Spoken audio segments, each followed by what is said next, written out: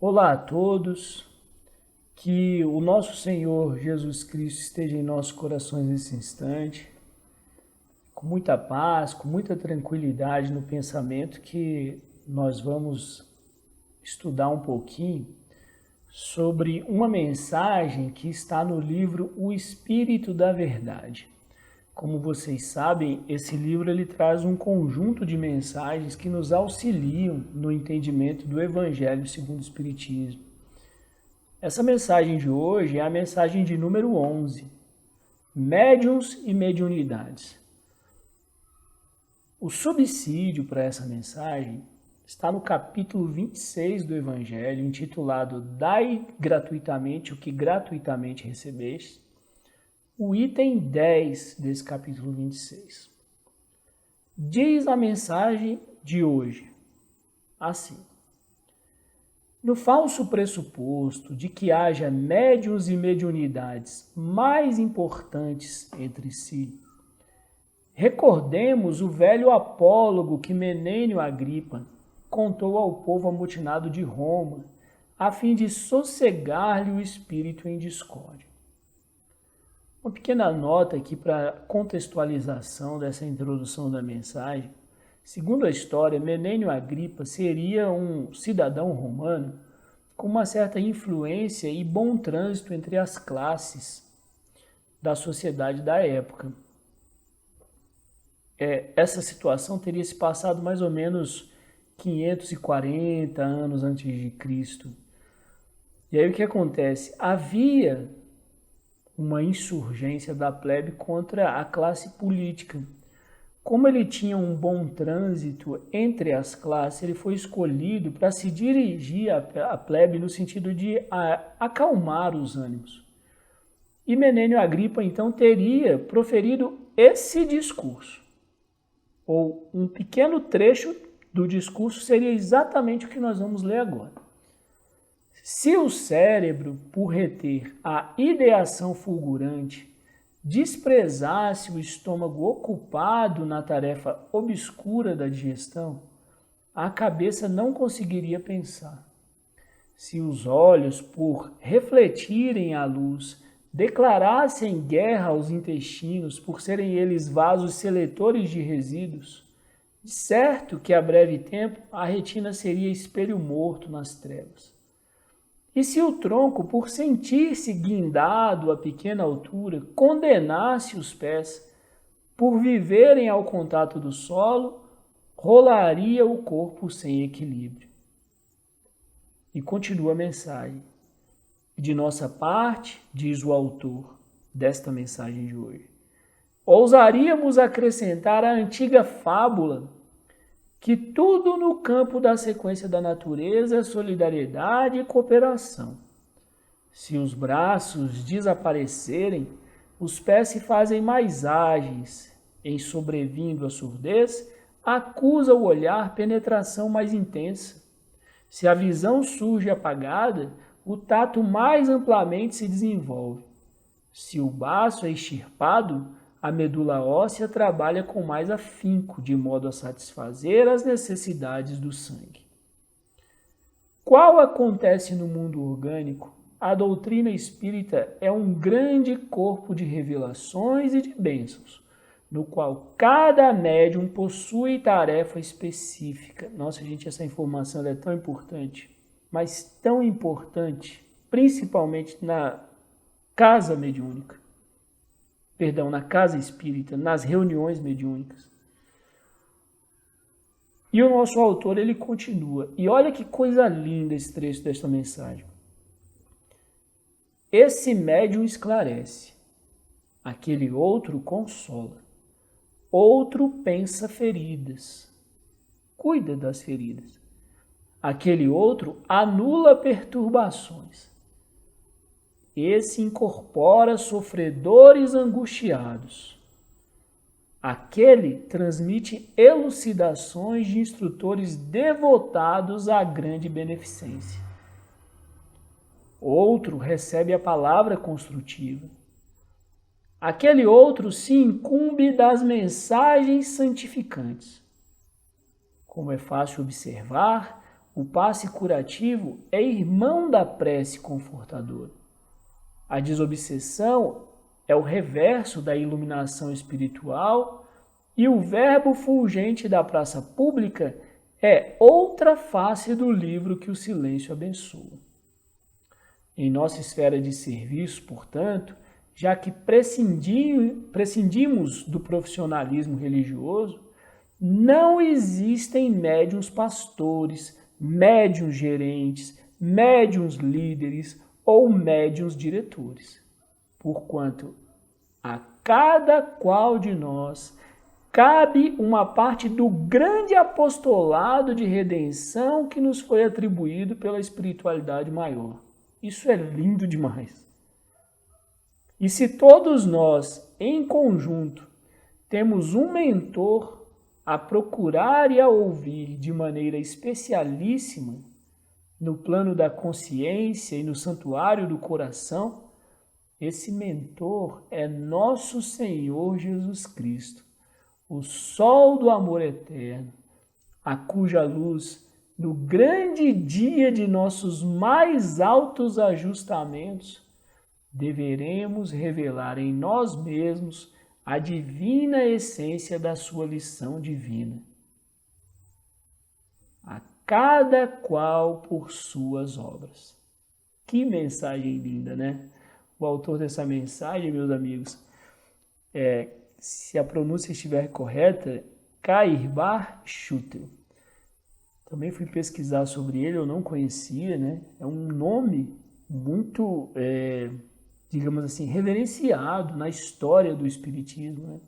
Principalmente no Brasil, pelos esforços que ele despendeu exatamente para que a doutrina espírita no Brasil pudesse prosperar, né? E a gente vê, pela forma como o Espírito se manifesta, o caráter da mensagem. Não por quem dita exatamente, né? O nome que se atribui.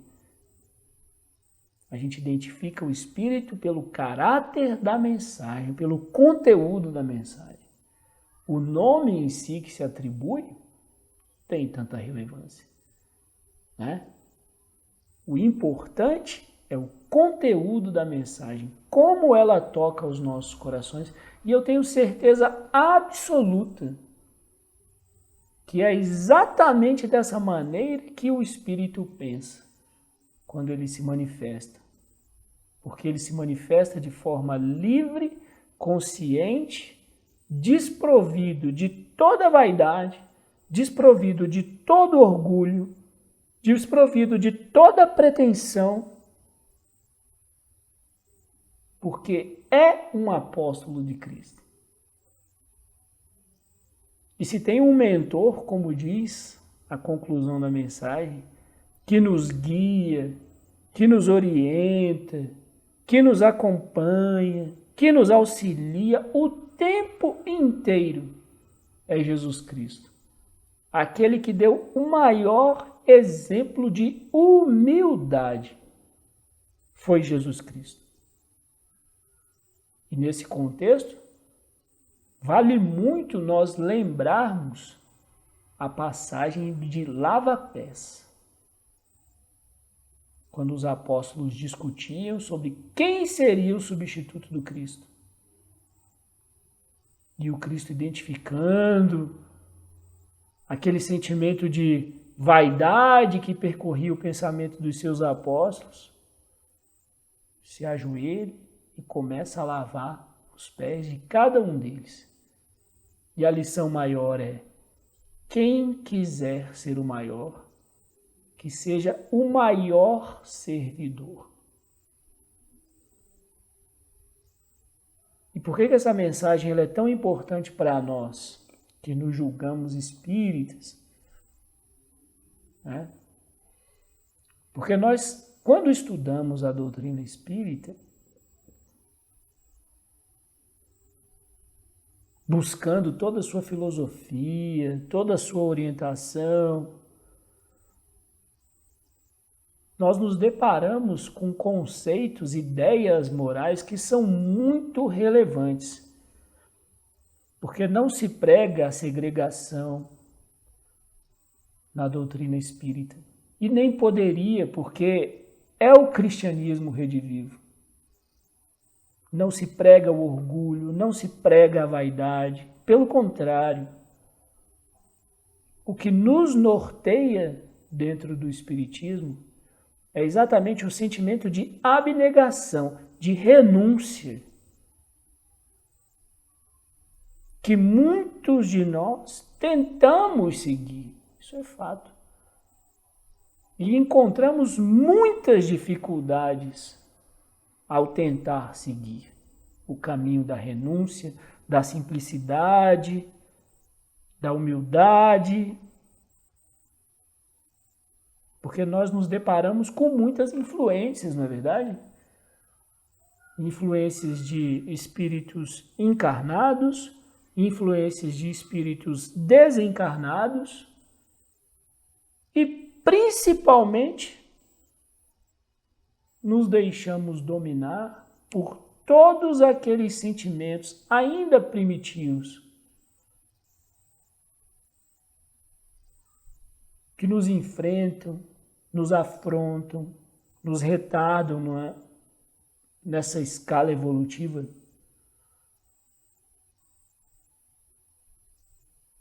E no que diz respeito ao exercício da mediunidade, no que diz respeito à aceitação de que todos somos médiuns, a própria doutrina espírita nos orienta, Kardec, nos seus estudos, os espíritos respondem. Todos nós somos médiuns, em maior ou menor grau. E qual é a relevância disso, meus amigos? É que não há potencialidade maior que outra. A mediunidade não é motivo de prepotência, não é motivo de orgulho, de vaidade, de sentimento menor. Mediunidade é serviço.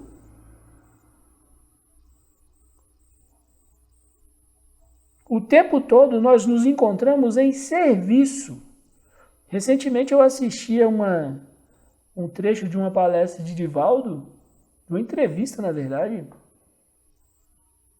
e ele contava as dificuldades que já na atualidade, recentemente, ele ainda se depara com determinadas dificuldades pelo assédio que existe. Então, ainda com todo o preparo que ele tem, com todo o estudo que ele tem, com toda a assistência que ele tem, porque a missão desse espírito não é pequena. As influências que ele recebe no sentido de retardar o seu processo, a sua atividade, ele diz, ainda são muito grandes. E em várias situações, ele se ainda preocupa com isso. Ele se assusta, se surpreende. E ele vai buscar no amor do Cristo, no Evangelho, exatamente a força necessária para o exercício dessa missão. Porque muitos de nós, quando nos deparamos com essas situações que parecem fora do normal, porque são fora do normal, enquanto nós ainda não detemos o conhecimento. A própria doutrina fala isso. O que é um prodígio, o que é um milagre, normalmente são fenômenos naturais para os quais nós ainda não temos explicação. E muitas vezes nós nos impressionamos com os fenômenos, não é verdade? A mediunidade ostensiva da psicofonia, da psicografia, da vidência, da psicopictografia. que chamam a atenção. É verdade, ainda chamam muito a atenção. Mas será que é esse o caráter da doutrina espírita? Com certeza não. Porque se todos somos importantes, o nosso conjunto, a nossa força é coletiva. E vejam, não precisa ser espírita para compreender isso. Que a ideia de solidariedade, de auxílio mútuo, de enxergar o próximo como irmão, é exatamente o fundamento do amor que o Cristo nos orientou a praticar. E vejam como isso é importante. Porque Cristo não tinha religião nominada, né? Ele não era espírita, ele não era católico, ele não era protestante, ele não era evangélico.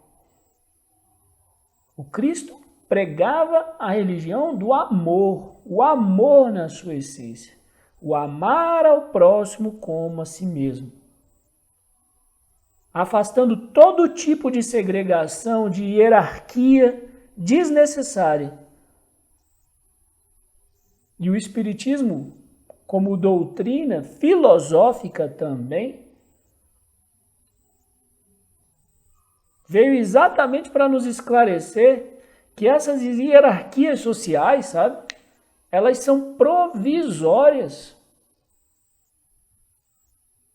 Porque a ideia de reencarnação, pluralidade de existências, o convite à evolução, passa necessariamente pelo exercício e pela aquisição de virtudes que exigem muita renúncia, exigem muita dedicação. Não há uma troca de favores com a espiritualidade para ganhos materiais. É muito importante que nós tenhamos essa compreensão. Os grandes espíritos que nos auxiliam, nos orientam, que nos convidam à reflexão, são grandes exemplos de renúncia e abnegação, que muitos de nós ainda não têm condição de fazer, mas têm condição de se esforçar, de tentar fazer. Isso no nosso dia a dia, porque somos médiuns 24 horas por dia, no trabalho que nós realizamos na sociedade, no papel que nós exercemos dentro de casa com os nossos familiares. Se recordarmos aqui um pequeno trecho da nossa mensagem de hoje, nós vamos identificar algumas tarefas exercidas pelos médiuns. Um médium esclarece qual é o pai de família, a mãe, que não tem o dever de esclarecer o seu filho sobre o que é certo e o que é errado. Outro médium consola os amigos que muitas vezes nos trazem palavras de carinho. Fora os desconhecidos, que muitas vezes nos trazem palavras de consolo. Alguns pensam feridas, cuidam das nossas feridas no momento que a gente vive atualmente, então nem se fala, né?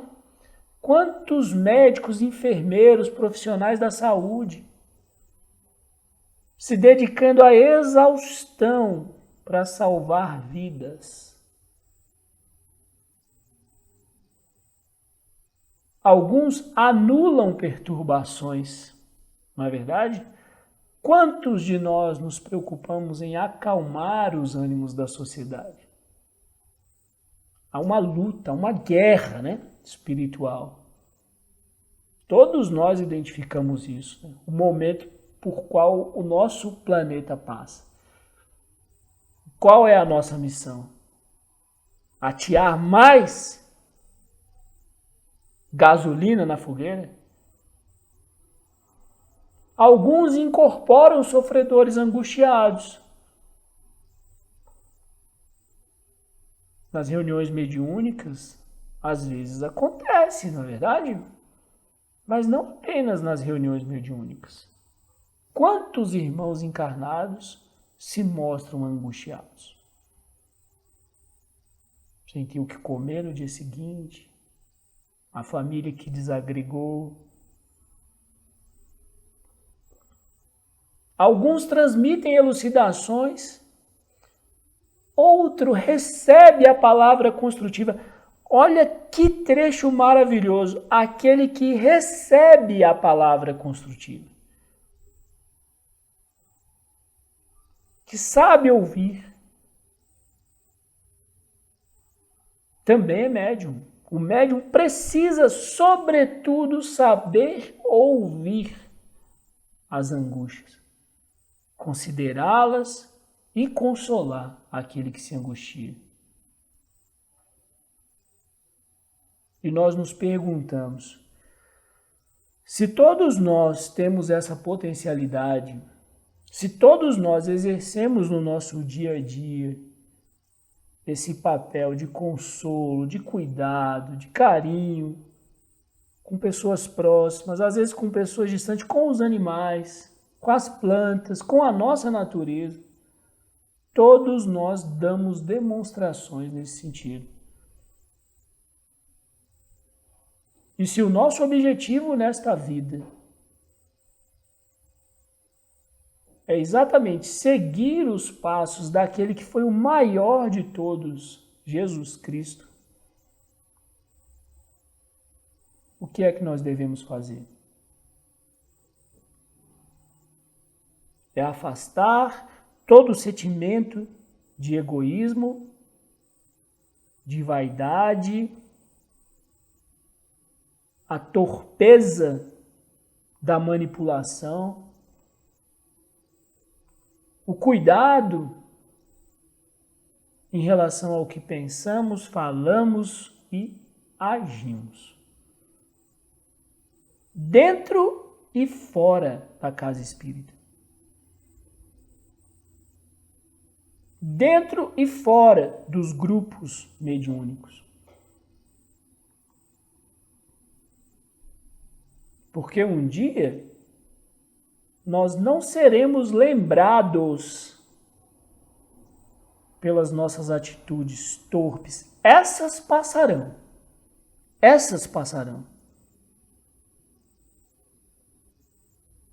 Nós seremos lembrados por aquilo de bom que nós deixamos.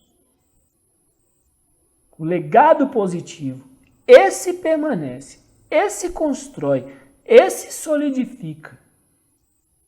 Basta nos empenharmos, observarmos os exemplos do Cristo. Todos aqueles que afrontaram, todos aqueles que combateram, esses passaram. Muitos deles sequer são lembrados pela história. Mas a doutrina do Cristo não. Essa permanece, essa cada vez mais sólida, cada vez mais presente no nosso dia a dia. Cada vez mais nós refletimos sobre o conteúdo da doutrina cristã. Os exemplos que o Cristo deu. O convite à liberdade, sabe? Ao desapego. É um convite à liberdade de consciência, ao poder que nós temos de auxiliar, de amar, na essência da palavra, no sentido de auxiliar, erguer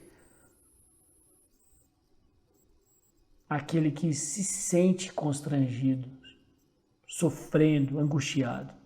Essa é a nossa missão. É isso que se espera de todos nós, médiuns e das nossas faculdades mediúnicas, das nossas potencialidades. Porque somos todos. Com uma mensagem linda dessa, meus amigos, que nos convida a uma reflexão profunda sobre o nosso papel na sociedade, sobretudo.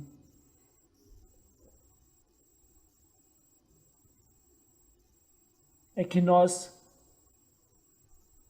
guardamos nesse instante a imagem do Cristo Consolador nas nossas vidas. Convidando cada um de nós. E ele diz: segue-me, segue-me.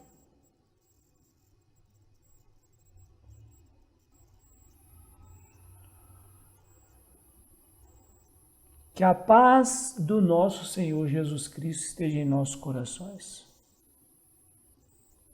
Que Deus abençoe a todas as famílias. Que possamos elevar o nosso pensamento a todos os amigos, irmãos, sofredores, de todo gênero. Que possam guardar uma centelha do nosso pensamento de amor e auxílio a todos eles nesse instante. Fiquem bem, fiquem em paz. Que nosso Senhor Jesus Cristo permaneça em nossos corações. Que assim seja.